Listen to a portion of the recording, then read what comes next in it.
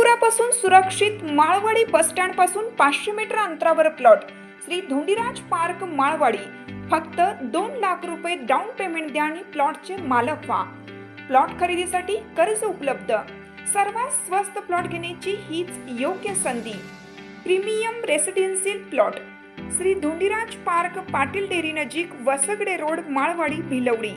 संपर्क 72 70 95 95 95 आणि 91 300 355 11।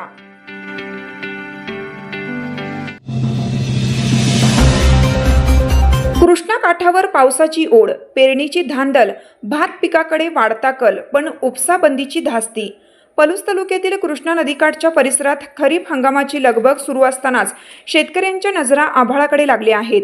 7 जून रोजी झालेल्या वादळी व जोरदार पावसानंतर पावसाने विश्रांती घेतल्याने शेतकरी चिंतेत आहे। आकाशात ढगांची गर्दी होत असली तरी पाऊस हुलकावणी देत असल्याने पेरणीची कामे आणि पावसाची प्रतीक्षा असे दुहेरी चित्र सध्या पाहायला मिळत आहे। यंदा सोयाबीन व भुईमूग बरोबरच भात पिकाकडे शेतकऱ्यांचा कल वाढला आहे। गेल्या काही वर्षात अनेक शिवारांमध्ये मोठ्या प्रमाणावर पाणी साचत असल्याचा अनुभव असल्याने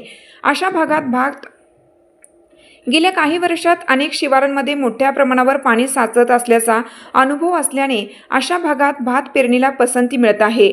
छोट्या ट्रॅक्टरच्या सहाय्याने तसेच पारंपरिक बैलजोडीच्या मदतीने भात पेरणीची कामे सुरू आहेत।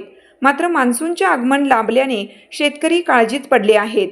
काही ठिकाणी पेरण्या पूर्ण झाल्या असल्या तरी पुढील पावसाअभावी उगवणीची चिंता निर्माण झाली आहे। त्यामुळे सर्वांचे डोळे हवामान विभागाच्या अंदाजाकडे लागले आहेत। आगामी काळात पावसाची स्थिती कशी राहणार यावरच खरीप हंगामाचे गणित अवलंबून आहे। दरम्यान विविध वर्तमानपत्रांमधून उपसाबंदी संदर्भातील बातम्या प्रसिद्ध होत असल्याने कृष्णा काठावरील शेतकऱ्यांमध्ये धास्तीचे वातावरण निर्माण झाले आहे।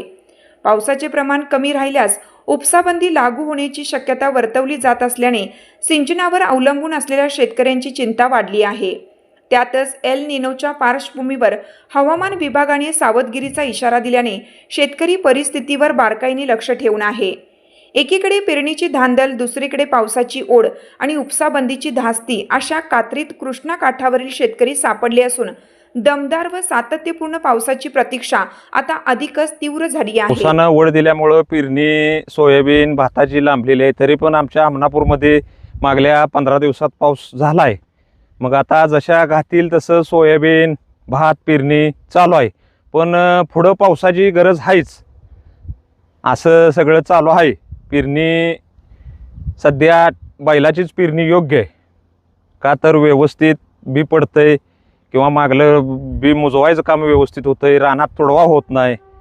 सध्याच्या पावसाळी पेरणी ही बैलानेच करावी आणि रानाला गवलाई राहते, मऊपणा राहतोय, त्यामुळं तोडवा होत नाही। बैलाचीच पेरणी ही योग्य आहे।